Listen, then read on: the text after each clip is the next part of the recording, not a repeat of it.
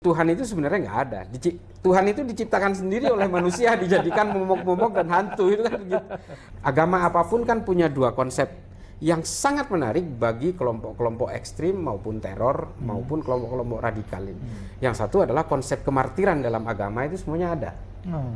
Kalau konsep-konsep mati syahid itu kan semua agama punya itu. Artinya kalau mati karena agama dia akan masuk surga. Yang kedua adalah konsep mesianik. Jadi konsep-konsep nubuat akhir zaman. Suatu saat agama saya ini akan menjadi penguasa alam semesta dan akan berhasil menghomogenkan semua orang kan gitu. Semua agama punya itu. Artinya ada semacam the dream of mesianik itu. Jadi nubuat akhir zaman. Kalau di Islam ada Imam Mahdi, nanti kemunculan Dajjal dan sebagainya. Ini kan udah santapan sehari-hari.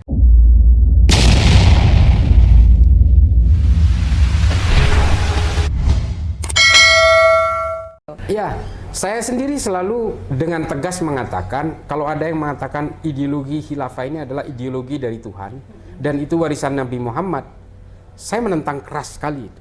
Ideologi politik apapun itu pasti buatan manusia dengan segala kelebihan dan kekurangannya, termasuk demokrasi.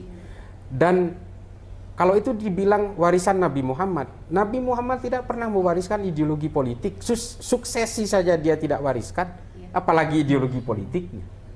Tapi ada juga yang mengatakan begini, pada periode tahun 50-an, tahun 60-an, kebanyakan negara-negara yang mayoritas populasi Islam, waktu itu melihat Barat, melihat demokrasi liberal itu sebagai sebuah model. Tapi ketika diterapkan di negeri mereka, dengan konfigurasi politik yang berbeda berdasarkan sejarah mereka, mengalami kegagalan. Itulah kemudian mereka kemudian kembali kepada tradisi mereka ya, yaitu Islam gitu loh. Jadi sekarang Islam kemudian disangkakan menjadi sebuah alternatif. Ketika menjadi alternatif, mereka melihat sejarah politik Islam. Dan dalam sejarah politik Islam kan nggak ada demokrasi, ada khilafah. Karena itu kemudian jadi referensi mereka adalah khilafah.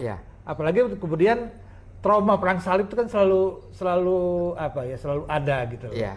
Nah, obsesi ini selalu ada nih di kalangan yang menurut tipologinya Pak Mahfud kan ekstremis ideologi. Artinya ya pemikiran sebetulnya gitu loh ya. Dan ini bukan hanya di Indonesia tapi juga di banyak negara-negara yang populasinya mayoritas Islam. Dan walaupun saya sepakat memang ini juga bukan hanya pengalaman Islam sesungguhnya. Pengalaman agama-agama lain ya juga sama. Semua agama itu kayaknya sepertinya selalu berkelindan dengan kekerasan gitu loh ya. Apalagi kalau mereka, contohnya kalau di India sekarang, di India kan Hindu nasionalisme lagi bangkit, mereka pressure tuh kelompok minoritas. Sekarang minoritas Muslim lagi dalam tekanan kan karena mereka melarang misalnya perempuan untuk menggunakan jilbab masuk ke perguruan tinggi kan, sekolah-sekolah. Jadi ini apa sih pelajaran yang bisa kita tarik nih, kok agama ini yang tadinya selalu katakan agama ini adalah sesuatu kebaikan, mengajarkan penghormatan kepada sesama dan sebagainya. Tapi kok di sisi lain agama ini kok bisa kadang istilah Charles Kimball tuh membawa bencana gitu loh maksudnya. Iya memang. Iya betul. Jadi, apalagi kalau Sam Harris atau Richard Dawkins bicara soal itu, seolah-olah orang itu dengan masuk menjadi pemeluk satu agama itu seolah-olah siap untuk menjadi boneka kan gitu. Kalau menurut Richard Dawkins itu. Karena kalau menurut Richard Dawkins, Tuhan itu sebenarnya nggak ada. Tuhan itu diciptakan sendiri oleh manusia, dijadikan momok-momok dan hantu itu kan begitu. Tapi memang kalau melihat dari pola perilaku pemeluk agama hari ini, memang agama ini betul-betul memang hanya dijadikan tunggangan dari ambisi-ambisi politik. Jadi gini Bang Coki, mengapa kelompok-kelompok orang-orang yang mengimpikan kekuasaan politik itu selalu menggunakan agama? Karena memang agama ini menarik. Agama apapun kan punya dua konsep yang sangat menarik bagi kelompok-kelompok ekstrim maupun teror maupun kelompok-kelompok radikal ini. Yang satu adalah konsep kemartiran dalam agama itu semuanya ada. Kalau konsep-konsep mati syahid itu kan semua agama punya itu. Artinya kalau mati karena agama dia akan masuk surga. Artinya ada beyond nanti yang dijanjikan. Yang kedua adalah konsep mesianik. Jadi konsep-konsep nubuat akhir zaman. Suatu saat agama saya ini akan menjadi penguasa alam semesta dan akan berhasil menghomogenkan semua orang, kan gitu. Semua agama punya itu. Artinya ada semacam the dream of messianic gitu. Jadi nubuat akhir zaman. Kalau di Islam ada Imam Mahdi, nanti kemunculan Dajjal dan sebagainya. Ini kan udah santapan sehari-hari. Nah, dua hal ini sangat menarik buat mereka, seolah-olah begini. Kalau saya akan berkuasa, saya akan menjadi penguasa akhir zaman sesuai yang dijanjikan secara dogmatis oleh agama terhadap kalian. Lalu untuk mencapai proses itu, kalian itu harus mati syahid untuk perjuangan ini. Kan ini kan selalu dipakai ini. Semua, mau Al-Qaeda, ISIS atau siapapun di seluruh dunia ini, kelompok-kelompok teroris yang berbasis agama maupun yang berbasis non-agama seperti white supremacy, Baader-Meinhof, Ku Klux Klan, termasuk yang kelompok kiri di Kolombia FARC itu juga menunggangi kelompok-kelompok Katolik untuk menggunakan narasi agama sebagai alat penghantar, konduktor perjuangan mereka. Kenapa ini semua menarik dari agama itu? Ya karena dua itu. Ada kemartiran, yang kedua adalah mesianik tadi, nubuat akhir zaman. Dan ini semua terjadi. Di Indonesia JI, JAD, JAK, JAT, JAS, MIT, MIB semua menggunakan pola yang sama.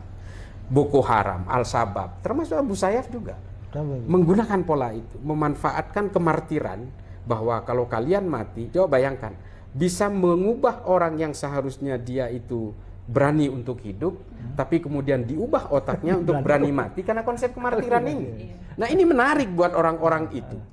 Sebenarnya kan berani mati itu kan gampang. Yang susah kan berani hidup. Berani hidup itu lebih susah lagi. Nah, berani mati yang gampang di dalam agama inilah yang dipakai oleh mereka untuk melakukan rekrutmen dan melakukan daya tarik sebanyak mungkin dari populasi.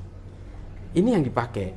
Nah, caranya gimana? Mereka merekrut itu atas nama agama supaya bisa menciptakan martir-martir ini dan lalu bisa menguasai populasi sebanyak mungkin dan akan dibuat homogen. Islam sebenarnya sangat menentang keras konsep ini. Konsep homogenisasi di dalam Islam itu sangat ditentang karena Allah mengatakan bahwa kalian ini saya buat secara bersuku-suku, berbangsa-bangsa itu karena saya maunya begitu. Supaya apa? Lita'arofu, kata Allah, supaya kalian saling mengenal dan berinteraksi. Kalau kalian, saya bisa kapan saja bisa mengubah manusia satu dunia ini menjadi satu warna, bisa saja.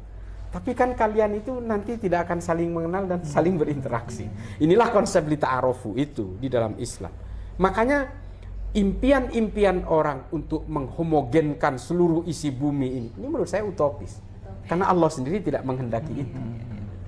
Ini kan kalau kata Ernest Bloch di dalam konsep prinsip Hoffnung, ya bahwa impian-impian utopis ini memang selalu diberikan kepada orang supaya girohnya tidak mati. Supaya militansinya selalu hidup dan orang itu mau bergerak untuk mewujudkan cita-cita ini. Padahal ini utopis nih. Udah nggak mungkin, tapi selalu dijejalkan.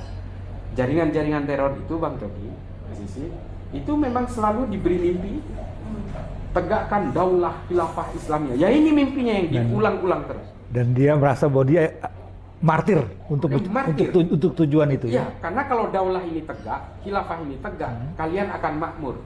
Omong kosong menurut saya, omong kosong. Karena khilafah sendiri itu sebenarnya, makanya saya kadang-kadang begini, saya mengatakan begini, tidak mungkin sistem ideologi khilafah itu adalah warisan dari Tuhan. Mengapa saya mengatakan berani tidak mungkin? Khilafah ini dari setiap dinasti berbeda-beda. Zaman Khulafaur Rasyidin sistemnya syuro. Syuro ini adalah kesepakatan. Zaman Bani Umayyah itu mamlakah, kerajaan. Yang jadi suksesinya itu adalah anaknya, ponakannya, pamannya. Monarki, sama seperti yang di Saudi sekarang. Lalu pada zaman Bani Abbasiyah dia ahlul halli wal aqdi. Ini dikritik habis-habisan oleh Ibnu Taimiyah sistem ini. Karena ternyata ini oligarki. Nah, ini kan masa sih sistem dari Tuhan bisa berubah-ubah dan bermacam-macam seperti ini, Tuhan labil banget gitu. Dan ternyata apa? Sistem khilafah pada Khulafaur Rasyidin yang menurut orang zaman sekarang ini adalah sistem yang paling ideal. Dia bisa membunuh 3 dari 4 pemimpinnya. Ini kan artinya masa sih Tuhan ngasih sistem yang abal-abal yang justru membuat rakyat membunuh pemimpinnya dengan mudah. dengan tuduhan korupsi nepotisme kepada Utsman bin Affan, dengan tuduhan kafir kepada Sayyidina Ali, dan kemudian membantai sedemikian sadistiknya terhadap Sayyidina Husain. Hanya atas nama kekuasaan dan hanya atas nama kekuasaan politik agama. Ini hari ini oleh orang-orang ingin diulang kejadian-kejadian ini.